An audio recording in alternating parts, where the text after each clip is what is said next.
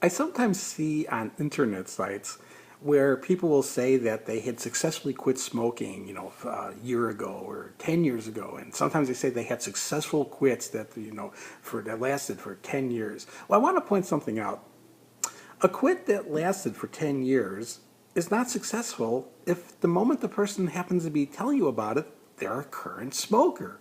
That wasn't a successful quit. The successful quit is the last quit that you did. The successful quit may be the quit that you started this morning. This could be the successful quit. The way you'll know is if you never go back to smoking, yeah, that was the quit that was successful. But to look at the past quits and call them successful quits, you're minimizing what went wrong last time.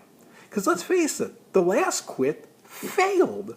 I don't know how long it lasted, but if you're a current smoker, the last quit failed. Some people say, but it was a good learning experience. Yeah, maybe if you learn one valuable lesson. If you learn why you failed in that quit. And again, yes, the time period you're off, you learn how to do a whole lot of things without smoking. Don't want to minimize that. You also learn that you could do those things and live through those things without smoking. But still, you took a cigarette. You didn't learn the most valuable lesson on that last successful quit. You didn't, because you took another cigarette. You turned into a smoker again. You've got to hold yourself accountable for what happened that time instead of looking at that one with great pride and thinking like how good this was. Again, it didn't last. You did not have the skills.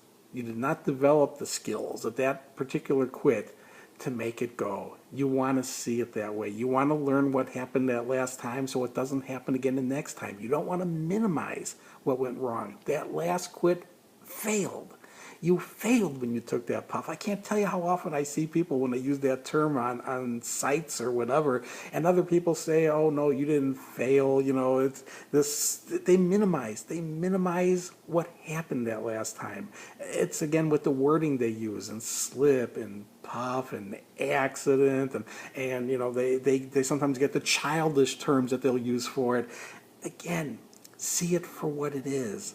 The quit that didn't last time failed. You relapsed. These are tough words. Well, it's a tough experience you went through. You threw a quit away. You didn't lose it, you threw a quit away.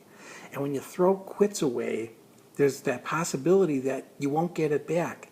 And there's that possibility that maybe you will get it back, but in the interim time period, something will go wrong.